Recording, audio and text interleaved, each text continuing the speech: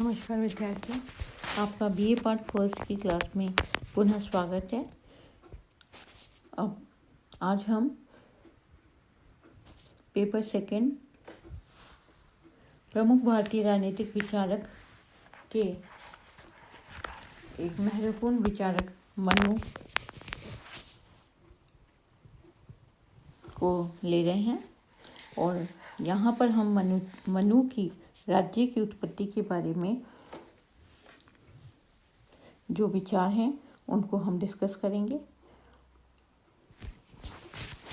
जैसा कि आपने अपने 11th में 12th में आपने पढ़ा होगा कि राज्य की उत्पत्ति जो है उसको लेके बहुत सारी थियोरीज बनी थी। एक इसमें थी दैवीय उत्पत्ति सिद्धांत, एक फोर्स थ्योरी हुआ करती थी और एक पितरात्मक सिद्धांत, मात्रात्मक सिद्धांत, ऐतिहासिक सिद्धांत, ऐसे करके बहुत सारी थियोरीज होती थी। तो मनु जो है वो राज्य की दैवीय उत्पत्ति सिद्धांत जो है उसका समर्थक है।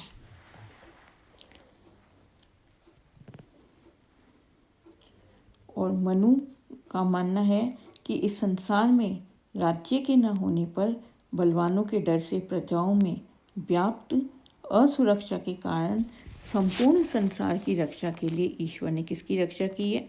किसकी रचना की? राजा की रचना की। और मनु ने राज्य की उत्पत्ति के स्थान पर राजा की उत्पत्ति का उल्लेख किया। मनु ने दैवीय उत्पत्ति का संकेत देते हुए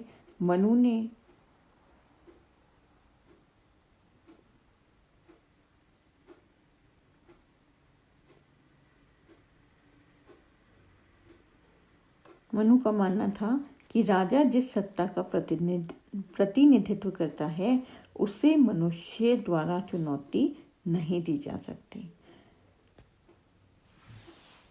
राजा संप्रभु शक्ति का प्रतीक है। मनु ने स्पष्ट किया कि राजा अपनी सत्ता में विभिन्न देवी देवता हैं उनके अंशों से शक्ति प्राप्त करता है और शक्ति का प्रतिबिंब जो है उसके अंदर दिखाई पड़ता है। शासक की देवी उत्पत्ति का संकेत देते हुए मनु कहता है कि मनु का मानना है कि ईश्वर ने इंद्र, वायु, यम, सूर्य, अग्नि, वरुण, चंद्रमा और कुबेर इन सब का थोड़ा थोड़ा अंश लेकर राजा की सृष्टि की है। और जब वो राजा जो है उसके अंदर इतने देवी देवताओं के थोड़े थोड़े अंश से लेकर वो बना है, तो आप इमेजिन कर सकते हैं कि वो राजा कितना ज़्यादा स्ट्रॉन्ग होगा और उसके अंदर वो बहुत ज़्यादा शक्तिशाली है। और शक्तिशाली होने के साथ साथ उसके अंदर क्योंकि उन सब का अंश है तो उसकी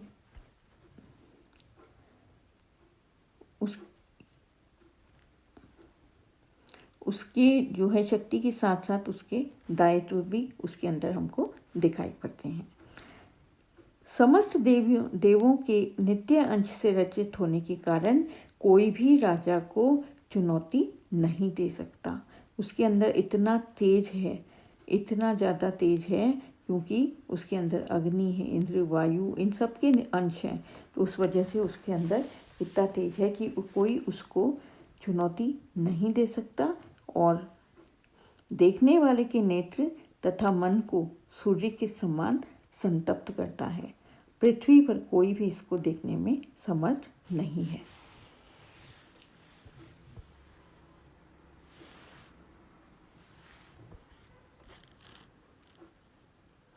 मनु ने राजा शब्द का राज्य के अर्थ में प्रयोग किया है।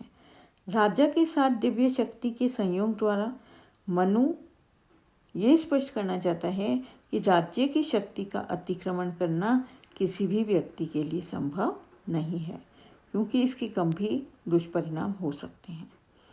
मनु ने चेतावनी दी कि अग्नि असावधानी से उसे स्पर्श करने वाले व्यक्ति को जलाती है, किंतु राजाग्नि चिर संचित धन संपदा सहित समस्त कुल को जला देती है। तो मनु ने राजा शब्द को राज्य के संस्थागत अर्थ में प्रयोग करते हुए ये स्पष्ट कर दिया कि शक्ति व प्रभाव वस्तुतः शासन के पद पर बैठे हुए व्यक्ति का नहीं, अपितु राज्य सत्ता का है। तो साधारण मनुष्य मानकर राजा के पद पर अगर हम किसी छोटे से बालक को भी बिठा देंगे तो कोई भी व्यक्ति उसका भी अपमान नहीं करे, क्योंकि वह मनुष्य के रूप में दैवी शक्ति है। तो मनु ने राज्य की उत्पत्ति की प्रक्रिया का व्यवस्थित विवेचन नहीं किया।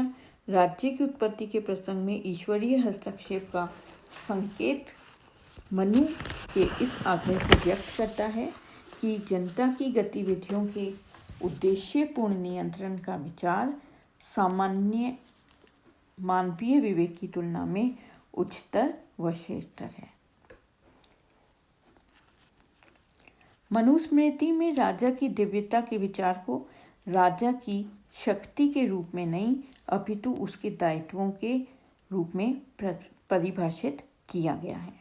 मनु ने शासक के दिव्य गुणों को उसके दायित्वों के रूप में व्यक्त करते हुए उन्हें दिव्य व्रतों की संज्ञा दी है तथा राजा से दायित्वों को अपने शासकीय आचरण में घटित करने की अपेक्षा की है।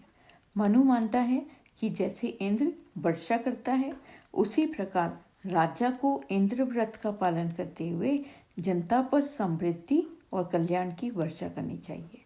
जिस प्रकार सूर्य 8 मासों में किरणों के द्वारा जल का हरण करता है, किंतु बदले में वह समस्त संसार को तेज और प्रकाश से लाभान्वित करता है, इसी तरह से राजा को भी सूर्य व्रत का पालन करते हुए प्रजा के कल्याण के दायित्वों की पूर्ति के लिए प्रजा से कर ग्रहण करना चाहिए।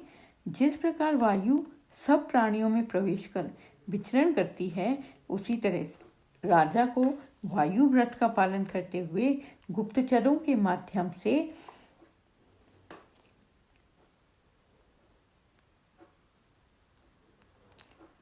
सर्वत्र प्रवेश करना चाहिए।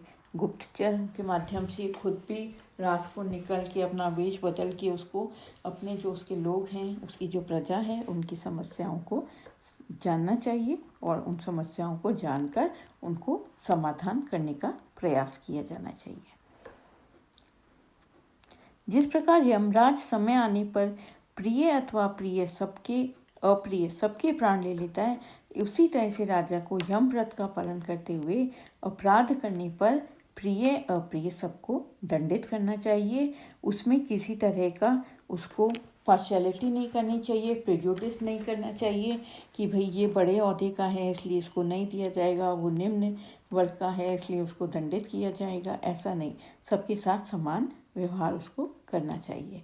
जिस प्रकार बंधन योग के योग्य पुरुष वरुण के पाश में कठोरता से बन जाता है, उसी प्रकार वरुण व्रत को धारण करते हुए राजा को विधि के उल्लंघनकर्ताओं का निग्रह करना चाहिए।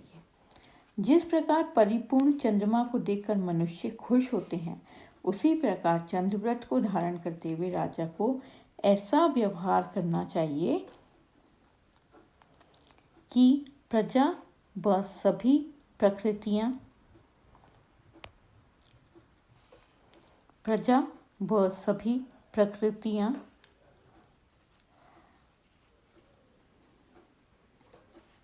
उसे देखकर खुश हों। अग्निव्रत को धारण करते हुए राजा को अग्नि की भांति प्रचंड तथा असह्य तेज को धारण किए हुए अपराधियों व दुष्ट मंत्रियों आदि का वध कर डालना चाहिए। जिस प्रकार पृथ्वी सब प्राणियों को समान भाव से धारण करती है, उसी प्रकार पृथ्वी व्रत का पालन करते हुए राजा को समस्त प्रजा का समान रूप से पालन करना चाहिए। मनुस्मृति राज्य की उत्पत्ति के संबंध में दिव्यता का उल्लेख करती है, किंतु इस उल्लेख मात्र को राज्य की दैवीय उत्पत्ति के व्यवस्थित सिद्धांत की संज्ञा दिया जाना उचित नहीं है। मनुस्मृति में राज्य की सत्ता को अति मानवीय व दिव्य मानते हुए दिव्यता को शासक के लोक कल्याणकारी दायित्वों की पवित्रता के रूप में परिभाषित कर दिया गया है। तो यहाँ पे हमने देखा कि मनु जो है वो राज्य के लिए दैवीय उत्पत्ति सिद्धांत का प्रतिपादन करता है और वो ये मानता है कि राजा जो है वो विभिन्न देवी देवताओं के अंश से उसका निर्माण हुआ है, इसलिए वो बहुत ज़्यादा शक्तिशाली है और शक्तिशाली होने के साथ साथ उसके बहुत सारे दायित्व हैं, जैसे देवी देवताओं के दायित्व होते हैं, उसको भी उनके अंश से स्ट्रॉन्ग शक्ति ग्रहण करने के कारण उसके दायित्व बढ़ जाते हैं और देवी देवताओं की तरह जैसे देवी देवता हमारा ध्यान रखते हैं, उसी तरह से राजा को भी अपनी प्रजा का ध्यान रखना चाहिए। फिर संप्रभुता का आधार धर्म पर दंड। फिर क्या है कि मनु जो है वो धर्म और दंड उन दोनों को भी बहुत ज़्यादा इम्पोर्टेंट मानता है और मनु का कहना है कि अगर धर्म की स्थापना करनी है राज्य के अंदर तो दंड बहुत आवश्यक है।